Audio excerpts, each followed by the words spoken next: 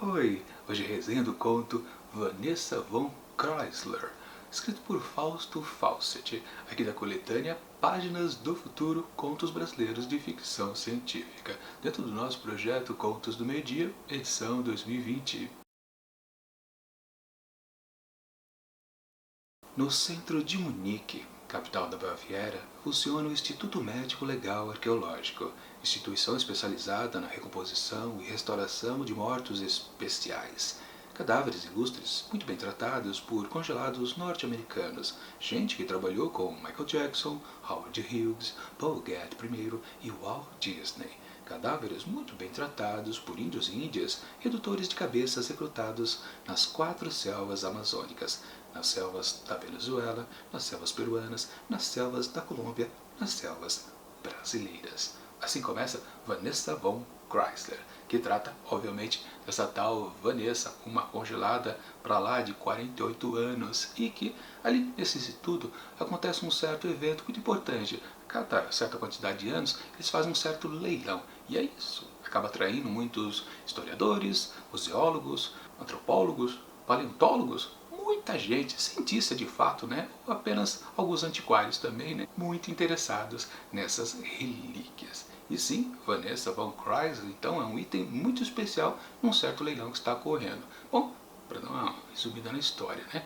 Um brasileiro chamado Bruno, que sim, é um pequeno antiquário, não tem nada demais, né, grande assim, super conhecido, mas ele acaba, sim, arrematando a Vanessa von Chrysler e logo ele traz ela lá da Baviera aqui para o Rio de Janeiro. Enfim, é uma história muito simples. O importante é que ele não resiste e ele acaba descongelando a Vanessa von Chrysler. Mas quem é esta mulher? Bom, digamos assim, ela é um tipo de a mulher perfeita, a super fêmea talvez, lembrando de um filme da Vera Fischer. Simplesmente isso, me veio à cabeça muito isso quando eu tentei imaginar quem é Vanessa von Chrysler. Mas o que importa, né? Bom, ela é uma mistura das mulheres, as primeiras mulheres germânicas, visigóticas, tirolesa, de uma perfeição, digamos assim, mas misturado um pouquinho com alguns elementos de algumas oficiais alemãs ali da década de 1940, quando ocorreu uma certa Segunda Guerra Mundial que todo mundo sabe, um suposto grande líder, enfim, vocês sabem, aquelas experiências malucas. Bom, de qualquer forma, né, acabaram congelando ela para a preservação, né, daquele império que eles queriam recriar, vocês sabem o que eu estou dizendo, né? Enfim, o que vale é que todo mundo reconhece que essa pessoa, essa Vanessa von Chrysler, não é uma, digamos, uma figura pacífica. É bom mexer com ela, né? Sim, vamos deixar essa coisa congelada e não mexer nela. Mas, como eu disse, o Bruno descongelou. E aí você sabe o que vai acontecer, né? Muita confusão. E claro, eu não vou dizer mais nada, porque senão estraga a experiência de quem ainda pretende ler esse conto muito do maluco. Minha avaliação do texto. Com certeza, a primeira coisa que a gente tem que levar em consideração é justamente o seu autor, Fausto Fawcett. Naquelas, né? Às vezes a gente pega uma coletânea de contos assim, bem variados, de autores, cada um com uma história isolada, você percebe que, poxa, nessa lista aqui conheço metade, a outra metade não conheço, e alguns de vez em quando surpreendem, né? Porque justamente o Fausto Fawcett é mais conhecido aqui por ser um cantor. Antigamente, lá nos anos, finalzinho da década de 80, lançou um disco, Fausto Fawcett e os Robôs Efêmeros. Em 87, acho que eu já falei, né? Bom, enfim, o que importa, uma grande música se destacou desse álbum. Cátia Flávia, a Godiva do Irajá. Acho que vocês sabem mais ou menos do que se trata, talvez devam ter ouvido alguns trechinhos dela por aí, ou saibam realmente cantar esse grande clássico da música nacional. Com certeza, aquele mistão, né, de funk com rock. Tem gente que define essa música como rap, na verdade é um funk mesmo, né? Não um rap, embora você mais fala do que canta, né? Não é por causa disso que caracteriza de ser rap. A levada é um belo de um funk. O que importa? Era uma música que fez muito sucesso na voz do Fausto Fausto. Mas, uma década depois, Fernanda Abreu gravou, regravou, né? E fez um sucesso maior ainda. E, claro, a música passou para o grande público. Antes, apenas com Fausto Fawcett, era mais uma música de nicho. Quando estourou com a Fernanda Abreu, aí todo mundo realmente sabe quem é Cátia Flávia, a Godiva do Irajá. E sim, saber, né, que o Fausto Fawcett se embranha nesses caminhos da ficção científica foi muito interessante. Na verdade, quando a gente vai acompanhando esse texto aqui, a gente percebe que estamos numa baita de uma bela de uma letra também dele. Quem se lembra da letra? Por favor, faça uma pesquisa aí da letra de Cátia Flávia, a Godiva do Irajá, aqui na internet, que vocês vão perceber que sim, aquele estilo de composição da letra é basicamente o que a gente encontra aqui nesse conto do autor.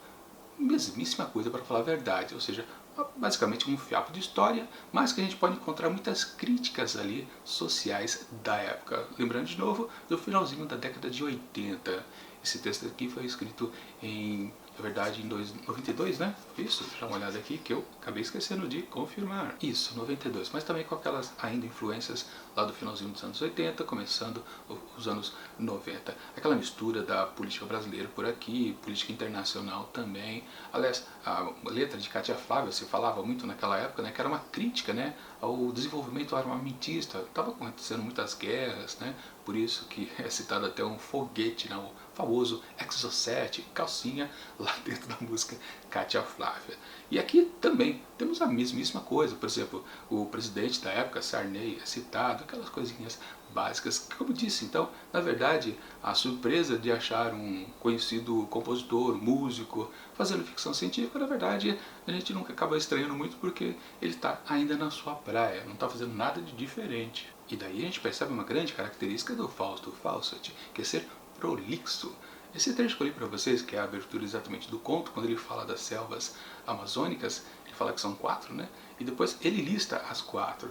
É um recurso narrativo que ele tem, que ele já faz isso, inclusive na letra da Cátia Flávia. E aqui, nesse texto de ficção científica, é o tempo todo isso.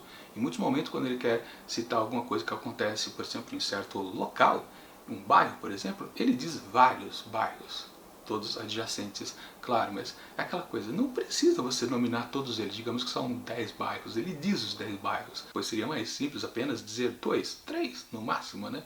Mas não, ele cita um monte, justamente para ele ter um ritmo, inclusive musical. Isso funciona muito na música, mas dentro do texto às vezes pode ficar um pouco cansativo. Na verdade, uma crítica que a gente pode fazer a respeito desse texto do Fawcett é que exatamente isso. O fato de ser prolixo pode cansar um pouco. Inclusive, quando ainda estamos conhecendo quem é essa tal Vanessa von Chrysler, a gente fica percebendo que ele fica colocando vários elementos um atrás do outro, mas depois de um certo instante a gente percebe, peraí, tá, ele está definindo a protagonista, mas cadê a história? O que vai ser contado a respeito dela? Isso é fácil ser percebido aqui depois de 2 páginas, vários parágrafos, onde não temos nenhuma definição exatamente para onde que essa narrativa está indo. Com certeza, a gente depois percebe que, sim, Bruno descongelou a cidadã congelada, a Vanessa von Chrysler. E daí, claro, tudo vai começar. Mas também não, para falar a verdade, né? Porque depois que ela se descongela, há uma conexão de novo com a letra lá de Cátia Flávia. Parece que é o mesmo esquema, não sei se ele faz muito isso, o Fausto Fawcett, nas suas narrativas, nas suas peripécias básicas. Ela, basicamente, quando é descongelada, ela foge do Bruno. Então ela cai no mundo, ou melhor, cai no Rio de Janeiro, passando por alguns bairros, inclusive também, se não me engano, por Irajá e Copacabana, bairros citados na letra da música. Ou seja, ela fica andando para lá e para cá, fazendo algumas coisitas, às vezes perigosas, chamando a atenção do mundo e tudo. E você percebe que no fundo, não importa exatamente o que essa protagonista está fazendo. Aliás, o Bruno, que foi quem comprou ela lá no leilão, depois ela descongelou, é meio que esquecido, ele só volta lá no finalzinho desse conto. E sim, a grande pegada então do autor não é narrar uma grande história por aqui, mas se valer desse fiapo narrativo para fazer críticas variadas no seu texto. Mas uma coisa que se destaca também por aqui é uma grande influência alemã. Bom, vocês perceberam, a história começa lá na Baviera, temos Vanessa von Chrysler. Chrysler, claro, é uma marca de carro. E marcas exatamente alemãs é que acontece de monte por aqui. Inclusive, quando eu estava lendo o texto, eu lembrei disso.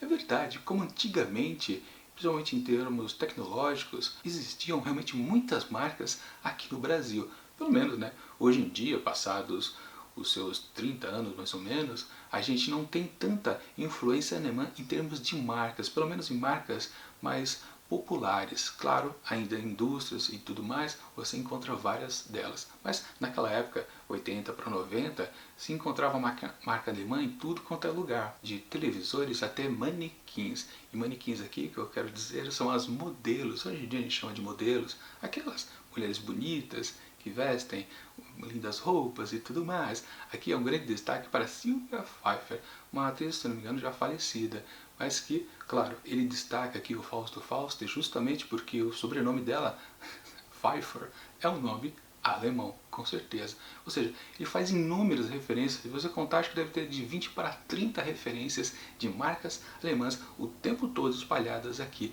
nesse texto. Claro, o que ele quer dizer com tudo isso é que, embora a guerra não tenha sido vencida lá por aquele cidadão, na verdade, a dominação alemã ocorreu do mesmo jeito. Sempre lembrando uma coisa, né? Estamos numa história um pouquinho distópica, um futuro alternativo que, claro, acontece ali nos anos 90, mas é completamente fora da realidade. E sim, a ideia básica, o toque de ficção científica, que é exatamente esses mortos congelados, na verdade, perde-se a função logo em seguida, né? É só um motivo, como disse, ele não quer tratar exatamente o tempo todo de assuntos da ficção científica. Ele quer se valer, claro, de um teminha básico para depois fazer os seus discursos, suas críticas sociais, que são muito interessantes, como eu disse, tirando, claro, alta carga de exagero. No fundo, a gente pode chegar até o final do texto um pouquinho frustrado, tipo, tá, parecia ser uma história bastante fantasiosa. O começo é bem promissor. Depois a gente cai num certo cotidiano crítico nas questões do Rio de Janeiro ou então do Brasil inteiro. Poderia ser muito mais desenvolvido essa parte da ficção científica com outras temáticas ali em volta, mas no fundo não chega a tanto. Assim, uma coisa que a gente pode conectar esse texto aqui do Fausto Fawcett é também ao gênero do cyberpunk. Muito bom também essa conexão do passado, presente, misturado com tecnologias bem fora de sintonia, anacrônico, que eu quero dizer. E uma coisa que acontece também aqui dentro do texto é que num certo momento é apresentado uns certos versos que lembram muito uma música. Eu acabei não procurando, até esqueci se aquele texto colocado ali dentro do conto, na verdade, também é uma música do Fausto Fawcett. Provavelmente é, se não for, será. Enfim, esse texto aqui às vezes funciona um pouco como ficção científica, mas funciona mais como um bom saudosismo da época de quem ouvia muito e cantava também, né? Cátia Flávia, a diva do Irajá, que foi o meu caso lá em 87, 90 e depois não muito com a Fernanda Abreu, mas lembrando bastante uma década anterior, com certeza. Ou bem saudosista, isso é, de fato, não há dúvida. Bom, para Cátia Flávia não, para Vanessa von Chrysler, escrito por Fausto Fawcett, eu atribuo 3,5 asteriscos. Bom, no próximo vídeo aqui da coletânea Páginas do Futuro teremos outro autor nacional, que dessa vez será André Carneiro. O nome me parece familiar, mas eu não sei se eu estou confundindo com outras pessoas. De qualquer forma, vamos ver o que ele vai fazer com a ficção científica. Será que ele vai fazer uma grande conexão, né? Assim como fez Fausto Fawcett à nossa realidade? Ou será que ele vai fazer algo bem visionário, bem fantasioso? A conferir. Bom, e amanhã teremos mais um texto aqui de A Casinha de Boneca Mal Assombrada e outras histórias inexplicáveis. Dessa vez também com outro autor. Será Guy de Maupassant, um autor francês. Vamos ver também como ele faz a sua história macabra, de terror, ou pelo menos assombrada. Bom, enquanto esse próximo vídeo não chega, eu deixo aqui do lado dicas de outras resenhas que já aconteceram aqui dentro do projeto Contos do Meio Dia, edição 2020. E tchau!